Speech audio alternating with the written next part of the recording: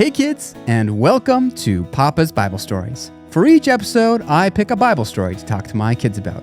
I have a beautiful son, Jacob, who is 10, and a beautiful daughter, Leah, who is 7.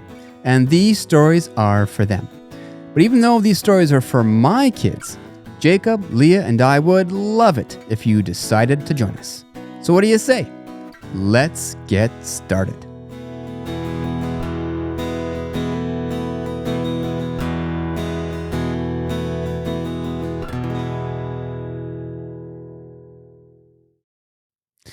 Last we left the Israelites, they were making their way around Edom.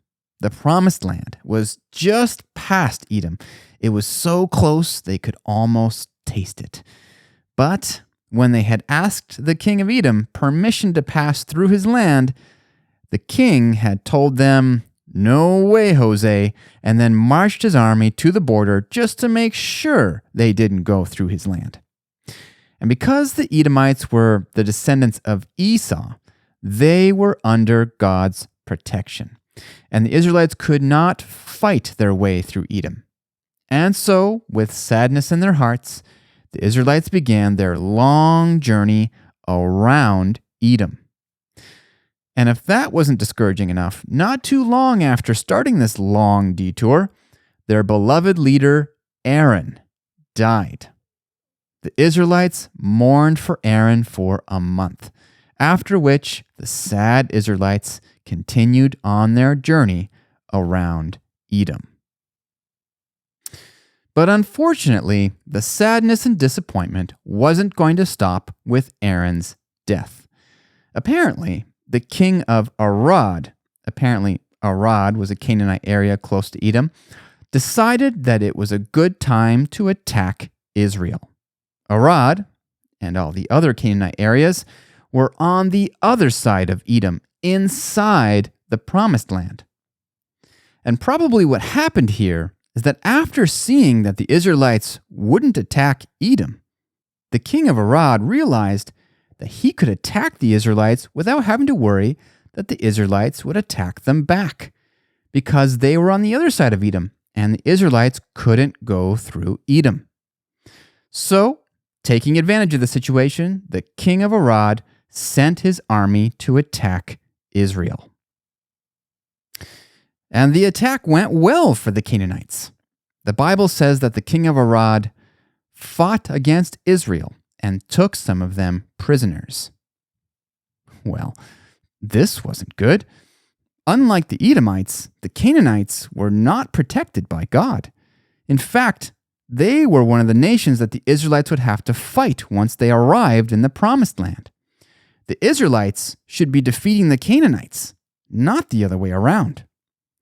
So the Israelites asked God for help, and God did indeed help the Israelites. And while we don't know the details, we do know that the Israelites had a great victory, and the Canaanites were defeated. God was with Israel, and now they knew that once they arrived in the Promised Land, that they'd have no problem fighting all the people that lived there now. They might be going the long way, but they knew that they were on the path to victory.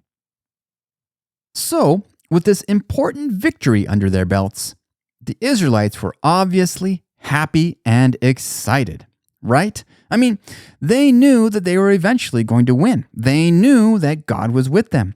And so, with this victory, the Israelites charged forward with all the extra energy and excitement that comes from a victory like this. Right? Well, no. No, the Israelites decided to get even more sad and discouraged than they already were. The Bible says that the soul of the people became very discouraged on the way. Apparently, after the victory against the Canaanites, and after the Israelites had continued on their journey, they got to thinking, if we were able to defeat the Canaanites just now, and if we are such excellent soldiers, then why are we still stuck on this long and dreary journey through the desert? And for that matter, if they were such great soldiers, why had they needed to spend 40 long years wandering around in the desert? I mean, they had just proved that they were a great military power. So why had God and Moses been holding them back all these years from going to the promised land?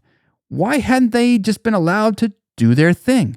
Why had they wasted so much time? And the more they thought about it, and the more craggy hills, dusty deserts, and barren valleys that they passed through, the more frustrated and sad and depressed that the Israelites got.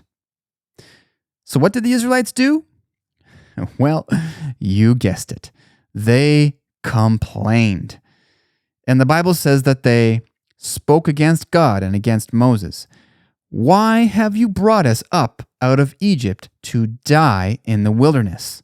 For there is no food and no water, and our soul loathes this worthless bread. Talking about the manna. Now, of course, kidzos, we know that this is all crazy talk. First of all, the Israelites were not this great military power. Before they had beat the Canaanites, they had lost to the Canaanites.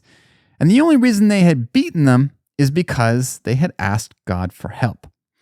Not to mention that we all remember that when God had first banished them, that the Israelites had actually gone ahead and invaded the promised land anyways.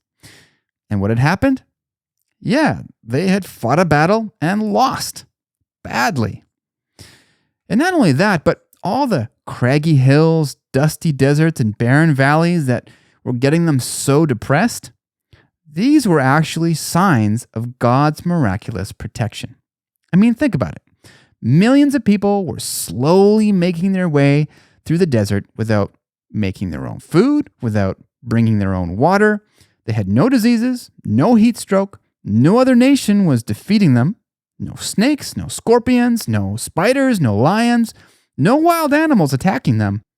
Just the fact that they were there at all was a huge miracle. But all the Israelites could think about when they looked around is about how they weren't back in Egypt, a place where almost none of the Israelites who were still alive had ever set foot in. So, what was God going to do? Well, God decided that the Israelites needed to better understand just how much that He was doing for them out in this desert that they hated so much. And He decided to take away His miraculous protection against one single thing: the snakes. And the Bible says, "So the Lord sent fiery serpents among the people, and they bit the people, and many of the people of Israel died." So all of a sudden, out of nowhere, poisonous snakes exploded into the camp and started biting people left and right. Now, these snakes, called fiery serpents in the Bible, were an especially bad snake because they were very poisonous. Basically, if you got bit by one of these snakes, you were going to die. And while you were dying, the bites were extremely painful. All during that day, the snakes continued to attack the Israelites. And then night came. And the only thing worse than being attacked by snakes in the day is being attacked by snakes at night, because they couldn't even see the snakes coming anymore. And the screams of fresh victims got louder and louder. What were the Israelites going to do? Well, the Israelites did what they always did at times like this. They went to Moses, the very person they were accusing just 5 minutes ago, and they asked for help. And they said to Moses, "We have sinned, for we have spoken against the Lord and against you. Pray to the Lord that He take away the serpents from us." And Moses also did what he always did. He went to God and prayed for the Israelites, despite being accused just 5 minutes ago.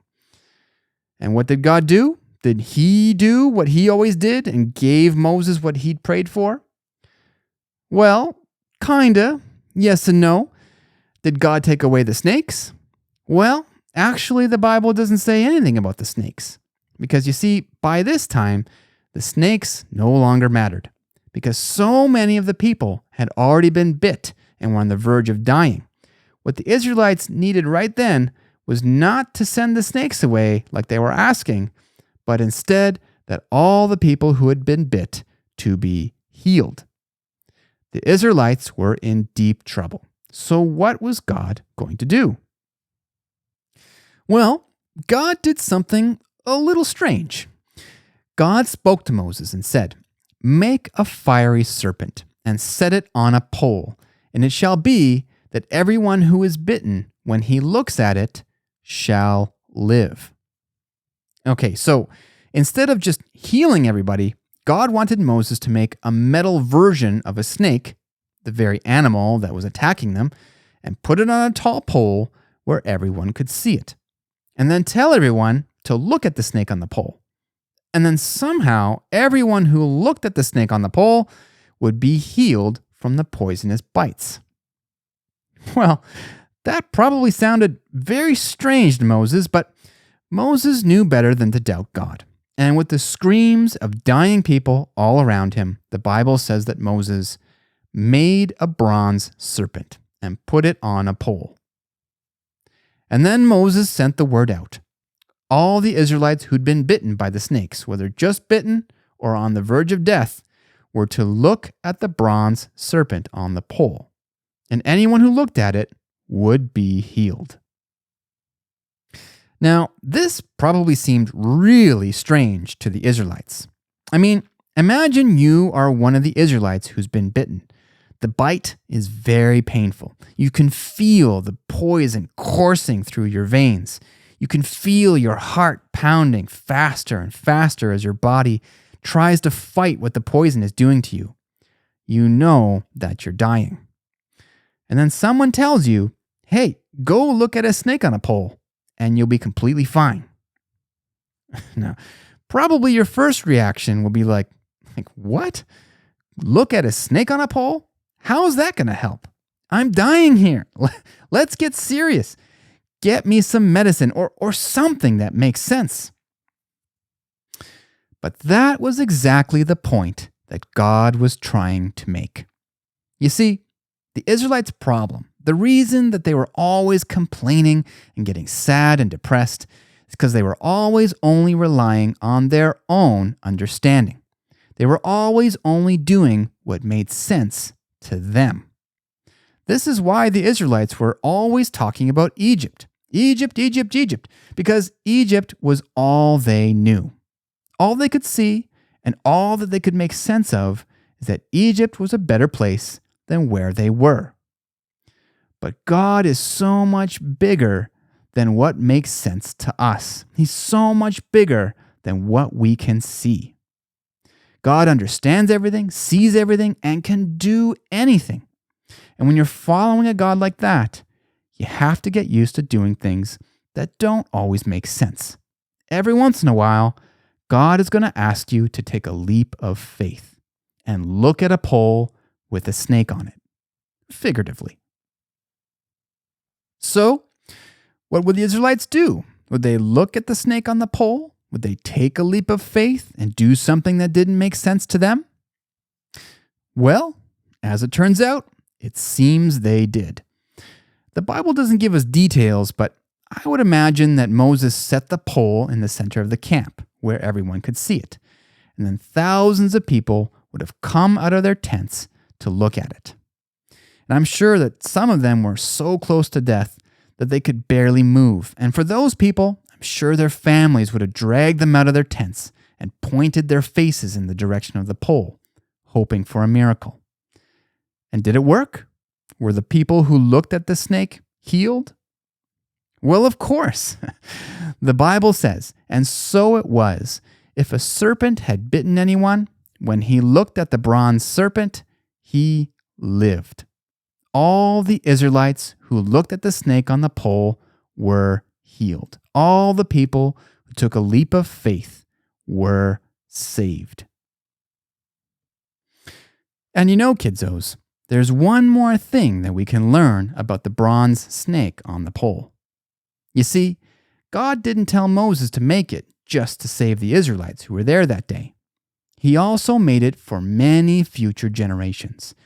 because it also pointed forward to a time when someone else would be on a pole for all to see, to a time when someone else would sacrifice himself so that we don't have to die forever for our mistakes.